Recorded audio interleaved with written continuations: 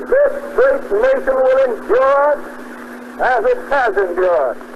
We will thrive and we will prosper. So first of all, let me assert my firm belief that the only thing we have to fear is fear itself.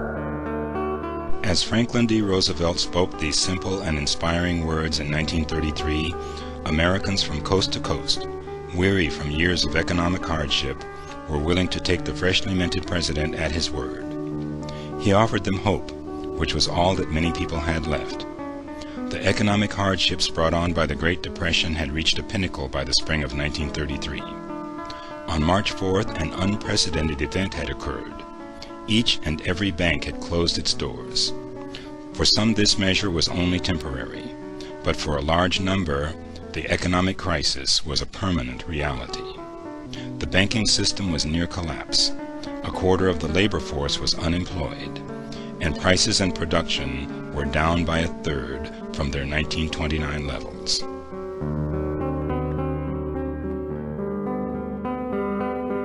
During his first inaugural speech, President Roosevelt looked over the tense crowd in front of the Capitol, anxiously gathered before him, and with unquestionable conviction stated, "This nation asks for action, and action now." My father was a cotton mill worker, and so we moved a lot. By the time I was 21 years old, I had moved 21 times. But we didn't have a big house back then, and you didn't have carpet or anything like that. You had linoleum floor, wooden floors with linoleum rugs down on top of it to keep the air out, because some of the places we lived, you could see the ground through the floor. We ran a country grocery store. We ran a grist mill and a cotton gin. In the South, cotton was the king, and you couldn't get anything for the cotton. And then the government came along and had us take and cut out cotton production. Back in the Depression, we saw a lot of people come from southeast Kentucky and eastern Tennessee because they wanted to get better jobs. There was nothing going in the coal mines, and so we had a lot of people come in that were in bad shape. And they also went across the river to Cincinnati, and there were almost little enclaves of them, those people, hoping they'd get someday up to Detroit. People found ways to get money, to do a job, to get employment, to keep the family going.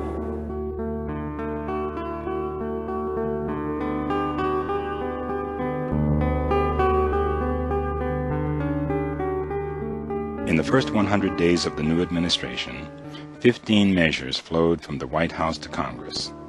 15 new laws assured absolute government action to employ the jobless, to improve the Tennessee Valley, to support crop prices, to prevent home foreclosures, to ensure bank deposits, and to stabilize the economy. Franklin D. Roosevelt called these programs a New Deal for the nation. My mother got a job with the WPA, one of the New Deal agencies. She worked in the public library, and I think she really enjoyed that job. She talked about it a lot, and it's the only job that she ever had in her entire life. Later on, after she married, she did not work outside the home, but she talked a lot. When she would take us to the library as small children, she would tell us about her experiences working for the WPA in the public library. During the Depression, many people from Oklahoma and other states affected by the Dust Bowl moved to San Joaquin Valley looking for work. Some families were lucky and were able to get good jobs in Tehachapi, working in the cement plant and the Women's State Prison. My parents bought a house on the edge of town, and we had no gas or sewer line. I can still remember when the gas line was laid through the alley, the workers wrapping a material that looked like saran wrap around the pipes. The house next door was rented mostly by families from Oklahoma. One family built a small square shack behind the house using rolls of roofing material to cover the outside walls, and migrant families would live in the shack for a while before moving somewhere else looking for work. Our house was close to the railroad tracks, and I remember men knocking on our back door asking for water and something to eat. My mom would make them a bologna sandwich on white bread.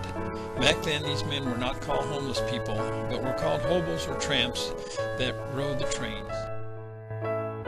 A lot of people remember what things cost, but they don't remember what they made.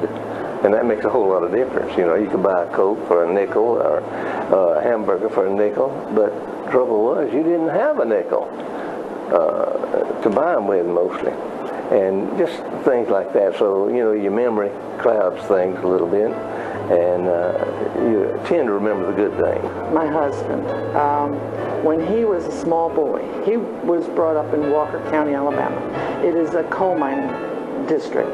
And he was paid 10 cents a shot to go into the coal mines and to light the fuse on the blasting powder and then run like blazes to get out before the thing exploded. And men wouldn't do it, grown men wouldn't do it because they couldn't move fast enough. So they hired him because he was small and wiry, and he would get out of there before it blew up. Well, when his father found out about it, he whooped the tar out of him.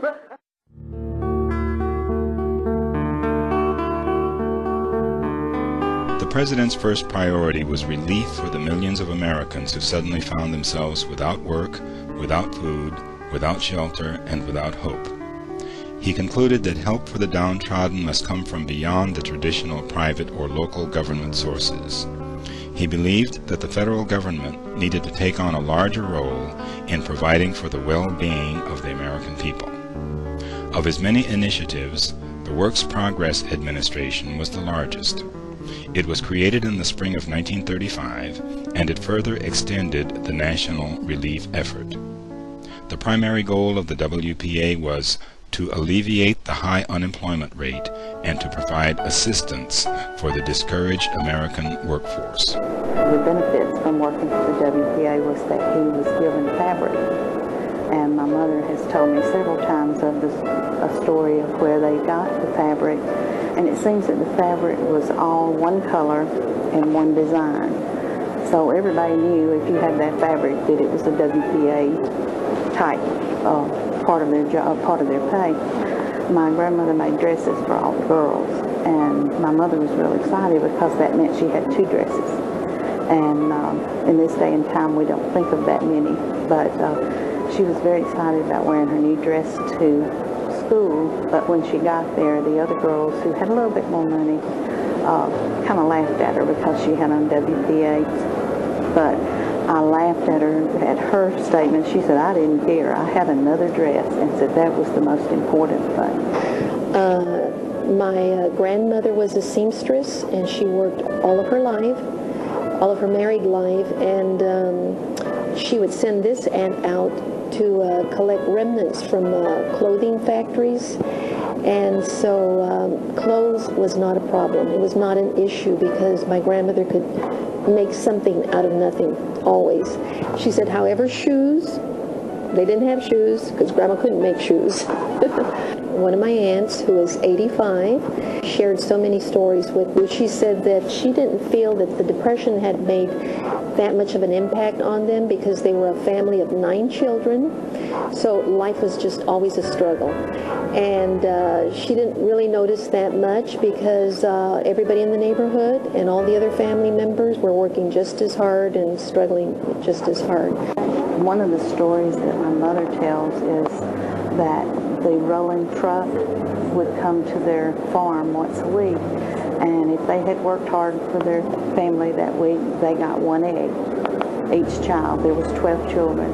They got 1 egg, and when the truck came, they could trade that egg for a piece of candy. And my mother tells to this day how good that candy tasted because that was the only candy they got for another whole week. When we were little, we had to go out near the dump and play ball. You know, use rocks and stones for bases. My brother and I, one of the things that we loved to do all the time, in the summertime was to go and pick blackberries. Blackberries are plentiful and they're free. They grow wild in the woods, and we would always come home and I would help her make a pie, blackberry pie, and we loved it. And she would always tell me that we were using her mother's recipe. And blackberry pie is a very simple dish to make. It doesn't cost very much if the blackberries are free. It's just a little sugar and then a little crust made with flour and lard. And she would tell me that there were times during the Depression when blackberry pie is all that they had to eat.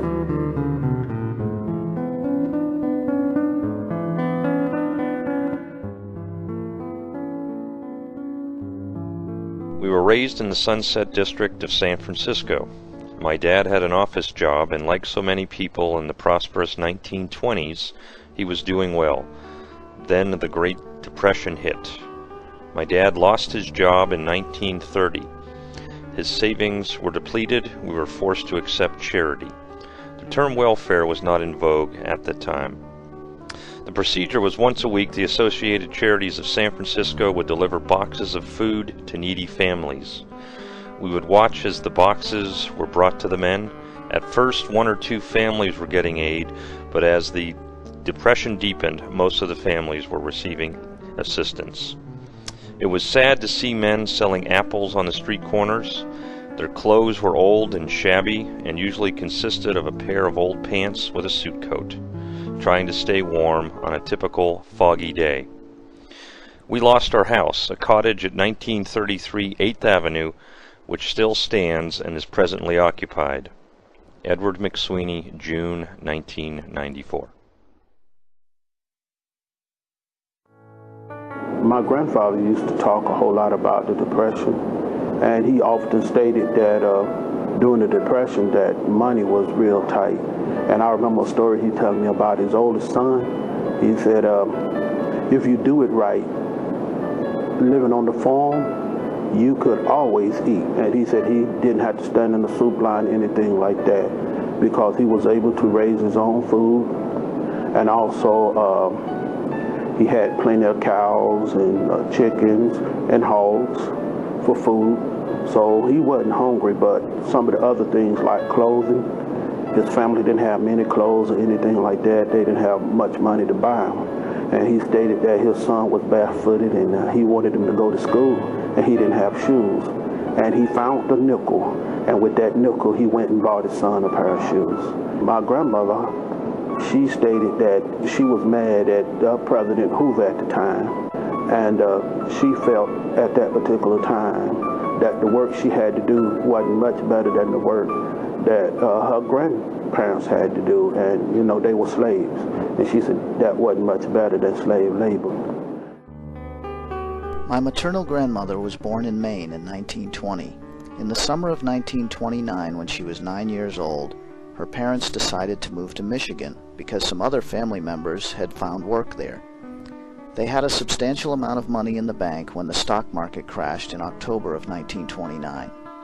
The banks closed and they had no access to their funds. Over time, they both lost their jobs. They struggled for a couple of years in Michigan.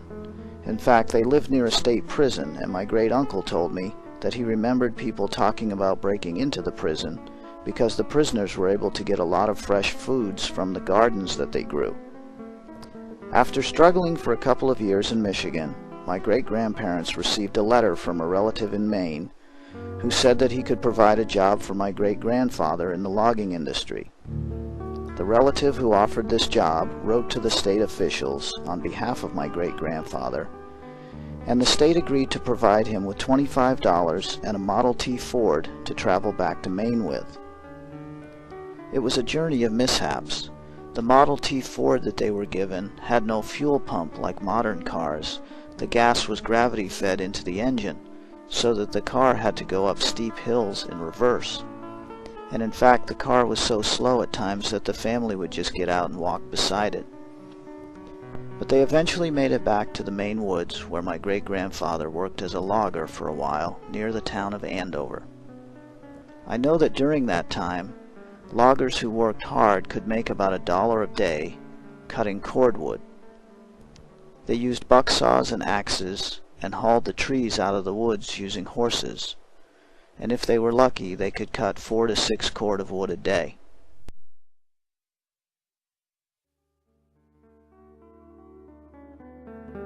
The 1930s was a decade of tremendous technological advancement, and by 1939, over 80% of Americans had a radio set. Although primarily used for entertainment, radio broadcasts quickly became a tool to inform the public of the increasing crisis in Europe. Roosevelt steered a steady course and kept the American audience informed about his plans and progress through a series of radio addresses which came to be called fireside chats. These broadcasts were centered on specific topics and issues and were delivered in a warm and simple language that made people feel they were partners in the efforts the president was putting forth.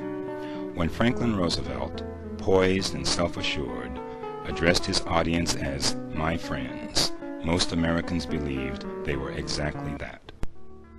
My grandfather had a store, a little country store, and he sold food, but also some other types of items too. And he was very successful with his business until the Depression came along, and he had extended credit to a lot of people, and of course people were out of work and they were not able to pay, and if they didn't pay him, then he couldn't afford to operate the store, so he lost his business. And the family struggled for a long time after that because there were no jobs. It took a long time for him to find work, particularly in that part of the country. My grandfather was a grocer, always had been a grocer, and that I noticed in the city directories that they were always moving, and she said that was because he was always looking for a better location, a better neighborhood where business would be better and they might be able to improve their finances. But he eventually went out of business after 25 years of being a grocer. His ruin had been his compassion for the poor people. He gave credit and they couldn't pay him back. They didn't know that they were poor as such because they had food, they had a place to live. She knew she didn't have a lot of things, but she did know that she, had the basic things that she needed, and a big family, and they all took care of each other. My mom was born in 1918. My dad was born in 1920. Both have passed away in the last 18 months or so. What I remember most about them, they were great parents, great providers, and they were great teachers to all the McSweeney children. As a kid growing up, I remember them speaking not about the hard times during the 1930s. They spoke rather about Roosevelt's hope and the optimism, and they would tell us stories over and over again about old-time radio, Jack Armstrong, the All-American Boy, Jack Benny, Amos and Andy. They would talk about all the famous sports teams, the Gas House Gang in baseball, the New York Yankees. They told us about how they would go to the cinema for 5 cents and see the Marx Brothers, the young Betty Davis, Walt Disney films, etc. Just a tremendous period to be a young child growing up. And I guess as testimony to their own parents, they kept that side of the Great Depression in terms of the negative image away from us. We were aware to a degree, but most of our friends were in the same boat we were. So we didn't know much about the discrepancy. We'd see the big houses, the people had big homes and things like that, but we never came in contact with them much or talked to them much, so we just knew they had a lot more than we had, but there was no hope out there. We never really desired to be rich because we knew it was hopeless.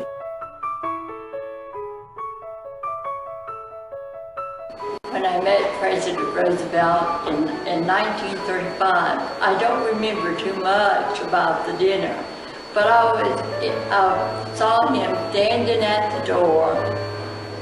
He was shaking hands with all the patients that were coming to dinner that day.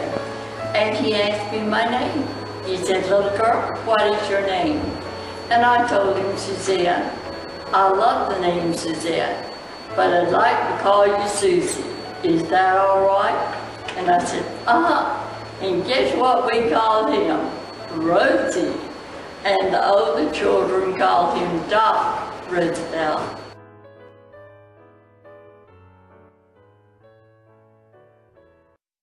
We have a late bulletin. Here is a flash.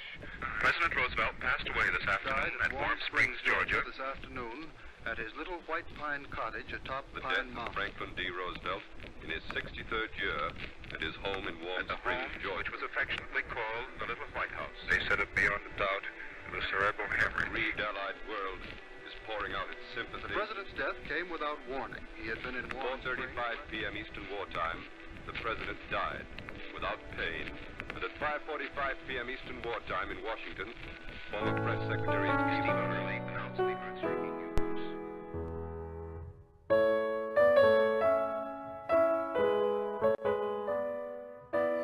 He was sick when he got back from Yalta.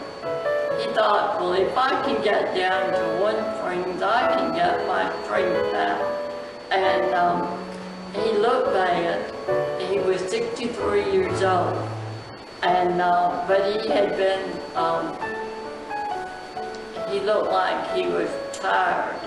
And, but he would always smile when you would see him.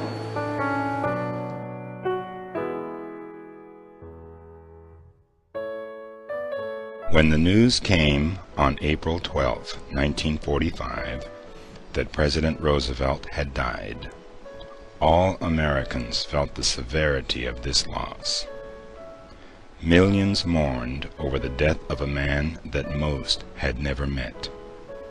President Roosevelt died, confidently believing that victory was assured, but never able to fully realize the success of all that he had accomplished. In the federal programs, there seemed to be no discrimination, so that a black person could get a job with the WPA just as soon as a white person. They loved FDR and they loved the federal programs because as black families, they felt that they were really benefiting by those programs. My mother, you know, who was came over here in 1914, but she thought Roosevelt was the greatest thing walking. So, yeah, she took it badly, and a lot of the neighbors did. It was a labor town. It was a savior back then because things were so bad. But it was a very difficult time, and it had it just left so many memories with people, and I think sometimes they're reluctant to talk about those.